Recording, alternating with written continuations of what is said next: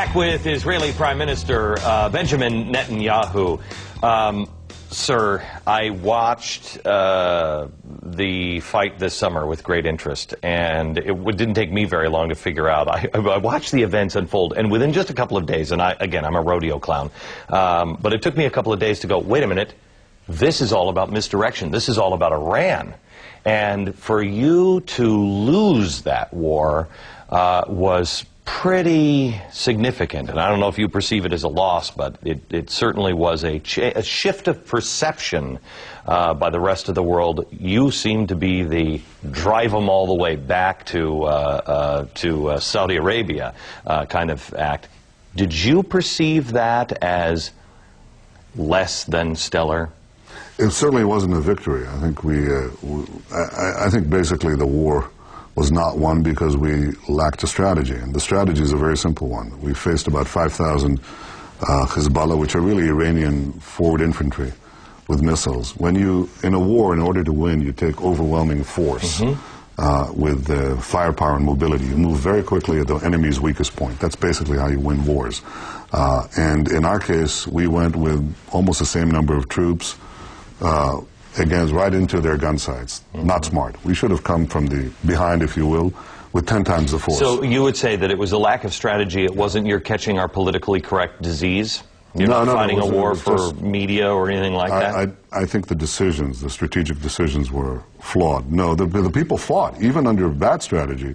The Israeli soldiers fought very well. Yeah, I don't mean that. I mean... And ultimately defeated any Hezbollah they were there. But in order to crush an enemy, you have to find his weak point and apply maximum force. And that wasn't done. And there's a whole range of commissions now examining in Israel why it wasn't done. But I think it was basically a problem of strategy and leadership. Can either of us win against a foe that understands how to use media, how to manipulate it? Yes, we can win. Of course we can win. We could have won that war, and the next time they do it, you know, if I have anything to do with it, I'm sure I can guarantee you that the results will be different. And I think the people in Israel have that power. The soldiers have that power. They have that fighting spirit and ability. But even the best of soldiers need to have the right guidance, the right direction. So I wouldn't give up on the free societies. But we always learn. In history, we see that the free societies, they always get it at the end. But the question is, do they need what Churchill called the jarring gong of self-preservation? Do you sort of have to be woken up from your stupor, from your sleep, to realize that you've got a new Hitler around the block and you have to take action? Do you let him first demolish a few countries and a few millions of peoples? I hope not. I hope that we have the ability to learn something from history.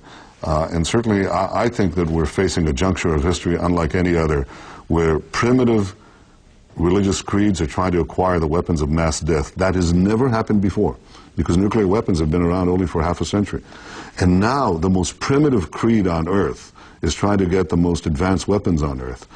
And we better wake up. We better hear the jarring gong of self-preservation and act to preserve our lives, our cities, our children, our civilization in time. What is a sign that people can recognize here? What is it that the first sign that you said back in Israel in the day, and you went, oh boy, that's not good. What is the sign that may be just beginning to hit over here, that people can recognize over here and say, oh, wait a minute, I have noticed that. Do you remember the first signs you saw over in Israel? I think the most important thing to understand is that, you know, the best sign of how dangerous things are?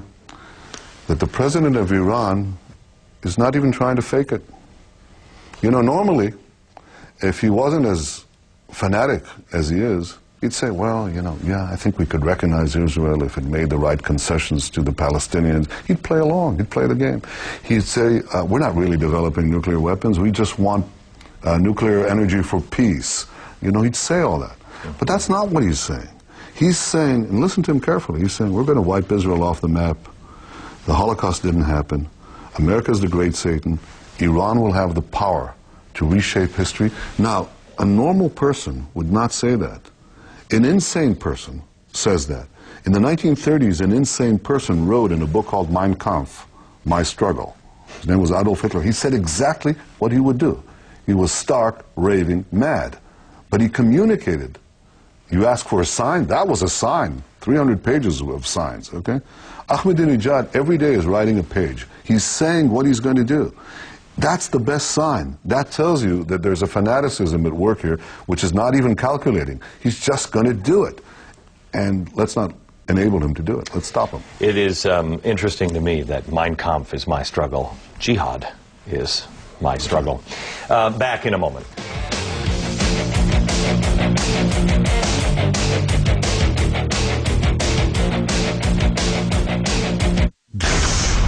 Back with Benjamin Netanyahu. In the last break, you said that Islam is the most primitive religion. I didn't say that. You didn't say that? No. I said that militant Islam is a primitive religion. How much of Islam? Most Muslims are not part of this crazy creed. Okay.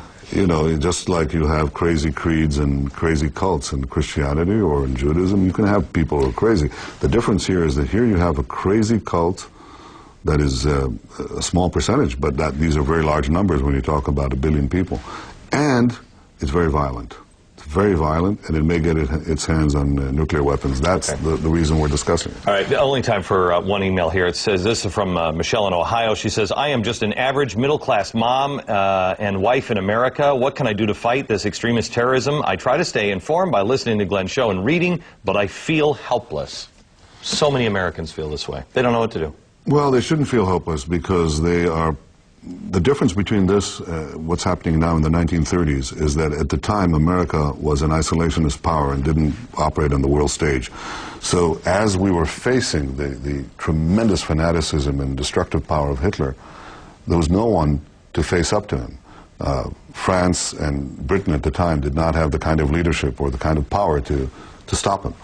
The fortunate thing is that in the first half of the 20th century, the dominant power in the world is the United States, and citizens like the one that wrote in do have power. You have representatives, you have a voice, you have internet, and you have congressmen and senators. Make your views known. If citizens in a free society rise up, in a society like America rise up and they say, we want to act in time while action can be effective, while the danger can be stopped before it gets out of hand, then America will act. And in that sense, I have the confidence that we live in a different age because we've already witnessed the horrors of the previous century, and we know that we have to stop it. And that's why it fills me with hope that action is possible. We are up against the clock here. I've only got 15 seconds, but I want to thank you, sir, and thank you for joining us for this hour, and thank you for your service to not only your country, but I believe the rest of the world as well. Thank you very much. Thank you. Thank you.